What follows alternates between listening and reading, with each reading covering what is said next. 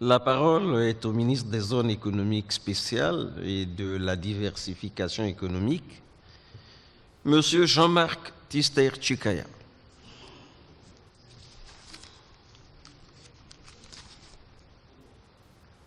Pour une question. Je vous remercie, vénérable président du Sénat, vénérable membre du bureau, vénérable sénateur. Je remercie le vénérable Bouka Boniface pour sa question relative à l'évaluation des zones économiques spéciales, en particulier celle de Pointe-Noire, au regard des objectifs de contribution au PIB, de création d'emplois et d'attractivité pour les investisseurs. Comme vous le savez, notre pays dispose de 4 zones économiques spéciales, dont celle de Pointe-Noire qui est la plus avancée.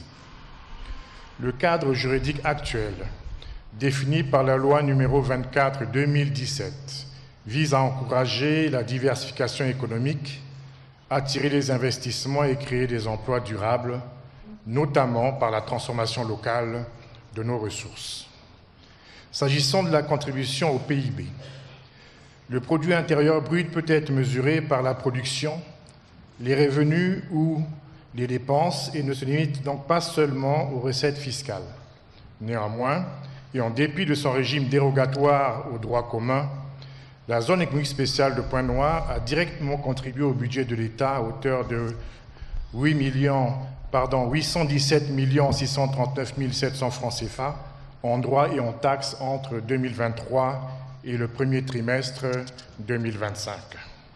En termes d'emplois créés, à ce jour, sur 1925 emplois directs prévus sur les 14 unités industrielles de la zone économique spéciale de Pointe-Noire, 700 emplois sont déjà pourvus sur les 5 unités déjà opérationnelles et le différentiel le sera dès la mise en service des autres unités industrielles.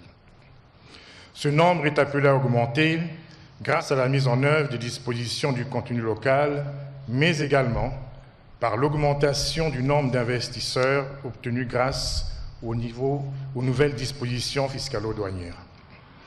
Au niveau de l'attractivité des investissements, 14 investisseurs ont signé un bail avec le développeur. 5 d'entre eux ont rendu opérationnelle leur unité de production industrielle. Les récents contrats signés portent notamment sur des secteurs stratégiques tels que la transformation du bois, l'agro-industrie, la pharmacie, le raffinage et les métaux, l'énergie solaire et les matériaux de construction. Ces projets contribueront à la création de valeur, à la substitution aux importations, à l'exportation et à l'emploi. Vénérable Président, compte tenu du temps imparti et avec votre autorisation, les éléments relatifs à la ventilation des différents éléments constitutifs des droits et taxes payés, les détails sur les unités industrielles installées, l'état des lieux et la répartition des emplois par unité seront transmis ultérieurement par écrit. En termes de perspectives et d'actions en cours, de façon à libérer pleinement le potentiel de la zone économique spéciale de Pointe-Noire, le gouvernement s'attelle à garantir un approvisionnement fiable en énergie, condition sine qua non au développement de nos industries, mais aussi à finaliser la mise à disposition des terres et achever les infrastructures publiques essentielles, notamment le guichet unique. La nouvelle loi relative aux zones économiques spéciales, récemment adoptée par votre auguste Chambre et en attente de promulgation, renforcera ce dispositif en modernisant le cadre juridique et en le rendant plus attractif pour les investisseurs. En conclusion, les bénéfices évoqués, bien que non exhaustifs, ne se concrétiseront qu'à travers l'application rigoureuse de ce nouveau cadre légal, propice à l'investissement et à l'industrialisation, ainsi que par le respect de nos engagements. Le gouvernement s'est donc résolument engagé, à travers des partenariats publics-privés, dans la transformation locale de nos ressources. Cette démarche vise à créer davantage de valeur, à soutenir le tissu entrepreneurial national, notamment les PME et PMI, à générer des emplois durables pour les Congolais et à renforcer notre balance commerciale.